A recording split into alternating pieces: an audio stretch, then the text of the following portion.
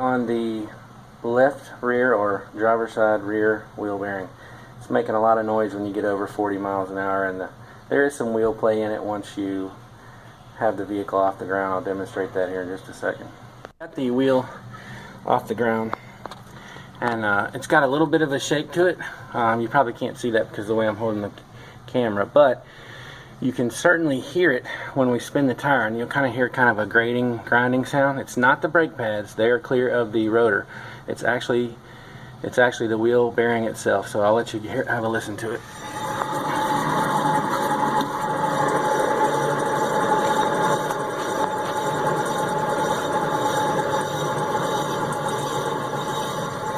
Alright, hopefully the mic picked that up, but it makes an awful howling noise when you're driving, so it's got to come out.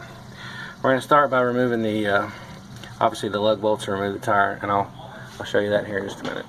Using an impact tool to remove this wheel. This is a 22mm socket on an air compressor driven impact wrench. So I'm going to go ahead and remove this tire, and then we'll get down to the meat and potatoes of it. Alright, in my original video on the driver's side, I was indicating that these holes here are for pressing out the drum in case you need to remove it. But you do have to remove these screws, which I did not see were still located in the hub. To take those out, you use a number 2 Phillips, and you just smack it with a hammer while you're turning it. Turn it gently with the brake on so the rotor doesn't spin, and just smack the screwdriver with a hammer while you're turning it. It'll pop right out. Turn it with enough force to keep pressure on it, and just smack it with the hammer. Keep smacking it, it'll pop loose, it'll come right off. This is the passenger side. I'm getting ready to put the brakes on, but I did want to put this at the beginning because I actually messed up on the other one. I didn't see that they were in there. I thought the guys had actually left them out, but that was my fault. So anyway, don't forget you got to take those out to get the drum and rotor off. It's by 2 12mm bolts. You can see them at the top and bottom center of the screen. I'm just going to go ahead and remove those.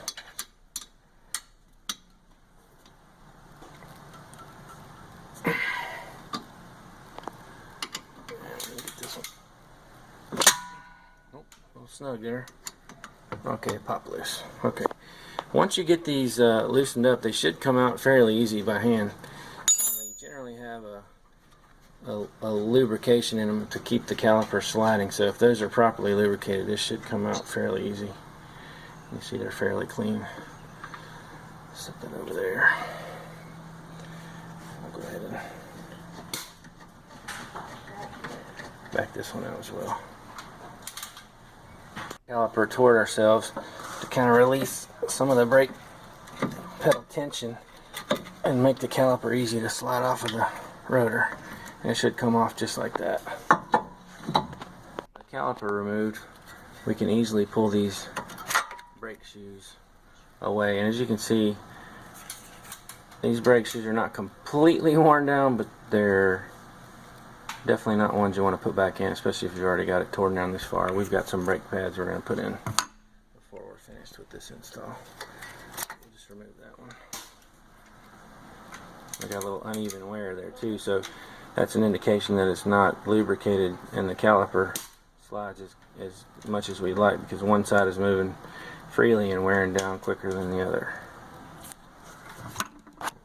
It's held on by these 2 bolts in the back. You see them at the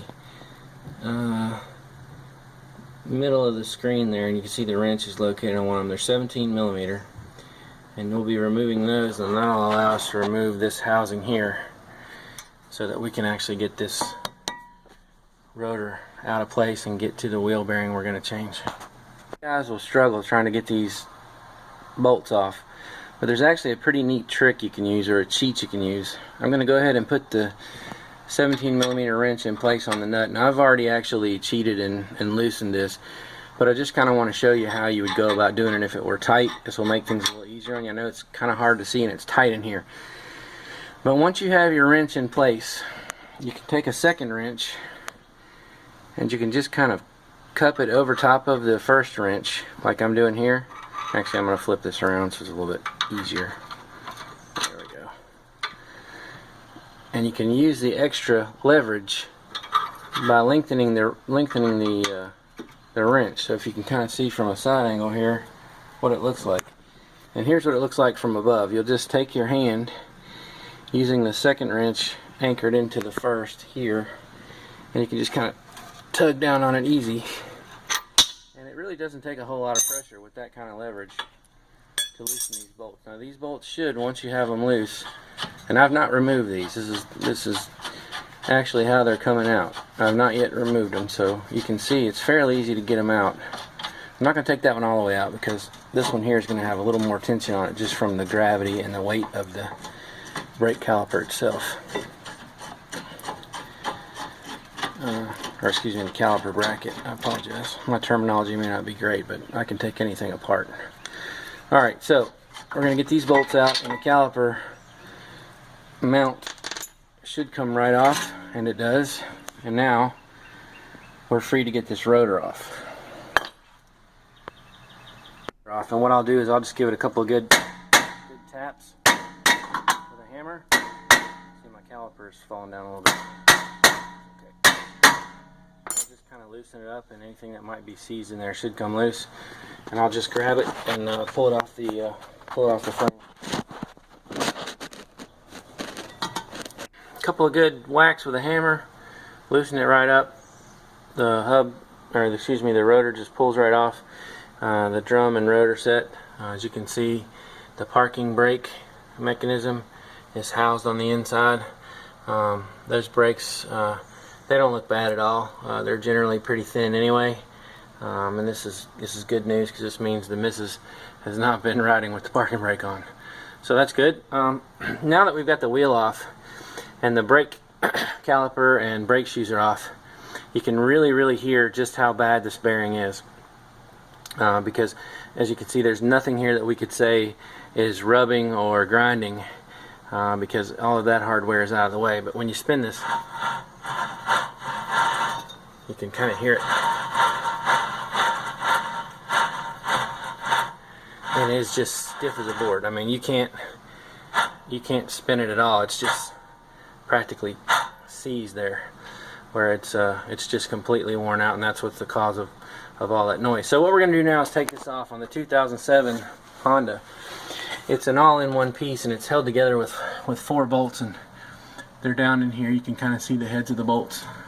Here's one here, and then there's one over here, right there, and then there's 2 more located down there on the bottom. So I'm going to go ahead and back those 4 off. This whole piece should come out, and we'll go ahead and put the new piece in. Got the 4 bolts on the back side loose. And as you'll notice, I've not had to take any of the parking brake structure, any of that mechanism apart whatsoever. And this thing should pull out of the socket fairly easily. Really try. I'm not sure if the camera's directly under or not, but there it goes. Pops right out. And as you can see, it's clean. Came right there, and this is your suspect part. Now these come as one unit. It's going to cost you about anywhere between $69 and $89 depending on which store or part supplier you use. Also depending on any, you may want a Honda original part. You may want an aftermarket. I think I went with a aftermarket on this one. So I'm going to go ahead and get it sewn back in. Alright, we've got the new one in place, and as you can see, it spins very freely. You don't hear any noise. It's nice and smooth, fluid movement. It's good and tight.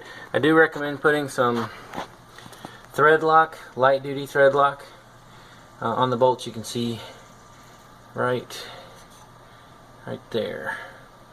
You can see that the bolts holding it in place are coming through. I did put a little bit of thread lock on them because I do not want those coming loose later on. That is what holds your wheel together. Sorry for the unsteady cam, but again, you can do this without removing any of your brake hardware. So, and that's how it should look when you're finished. And we'll get things sewn back together and take it out for a spin.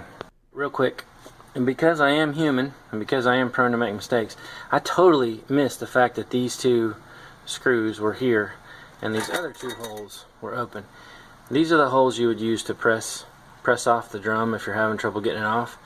But these screws were actually in place. I don't know how I didn't see them, but I didn't. Now those come out fairly easy. You can just use a regular number 2 Phillips screwdriver. This is a Klein. And they will be a little bit seized from time. So what you'll do is you'll take and tap on the end of this screwdriver with a hammer fairly firmly while you're turning, and that'll actually pop loose and just come right out for you.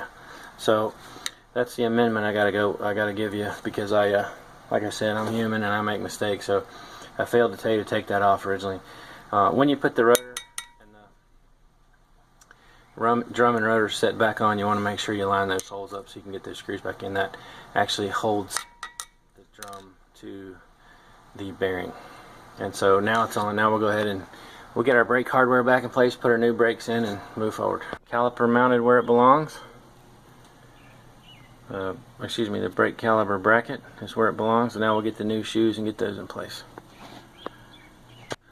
Alright, it's starting to get a little dark out here. I think I've been at this for about an hour and 5 minutes, but I had to do it at the end of the day when I got off work. So and this is actually a little darker because I had to go back and charge the phone battery in order to finish. But as you can see, I've got a new set of brake pads in here, located in there. You can see it through the peak hole in the caliper slide.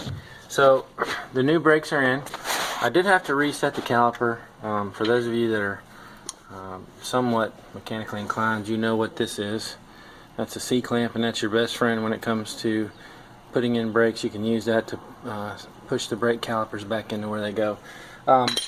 Guys, you can do this if you have minimal aptitude and a few of the basic tools that I'm going to list here at the end of the video. You can pull this off in your garage. If you have no experience whatsoever, give yourself 2 hours. If you're fairly mechanically inclined, you can do it probably in about 45 minutes. Obviously, I took a little longer because I was trying to be demonstrative in how to actually pull it off. So that took a little bit of time to kind of set things up to show you how it's done. But you can do this. You don't need to pay. I think it was going to be 480 bucks for me to have this done in a shop. So you can do it, and now you know how. Let me get this thing put back together. Alright, we got the wheel put back together. Everything is done here. Guys, you can do this if you have any aptitude whatsoever, and I know you do. You can pull this off on your own. All you're going to need is a few basic tools, and I'll go over those. You're going to want a 22mm socket on an air gun. That's to take your lug nuts off. You're going to want a floor jack. You don't have to have a floor jack. You can use the jack that comes with the vehicle, as long as you've got some jack stands to support the vehicle. I don't recommend using a bottle jack or the regular jack without some type of support. You're going to need a number 2 Phillips head screwdriver, which is here, and a pretty good sized hammer to tap it with, because you're going to tap on the screwdriver while you're removing the brake and drum set. You will need a C-clamp so you can reset the caliper for the brakes when you remove the caliper tool.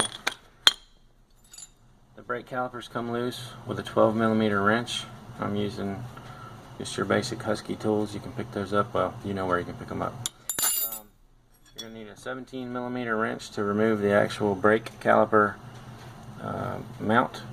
And you can also use additional wrenches to cheat, giving yourself a little more leverage.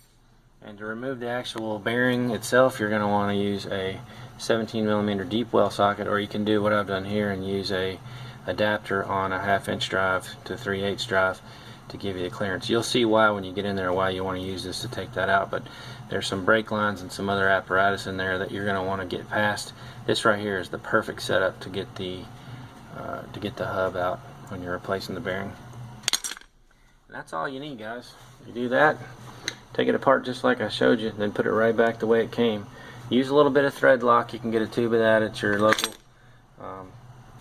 car parts place. I went to AutoZone down the street. It's not a plug for them, it's just where I went. But you put a little thread lock on the back of those threads that you're putting in for the bearing hub. That way you don't lose those going down the road sometime later on. But that's it, guys. It's pretty simple. if you got any aptitude at all, like I said, you can pull this off, and there's nothing more satisfying than knowing you can fix your own stuff. So I hope this was helpful. Please like it if it was, and also check out my other videos where I can show you how to make a little extra money taking control of your health and your wealth. Thanks guys, have a good night, bye.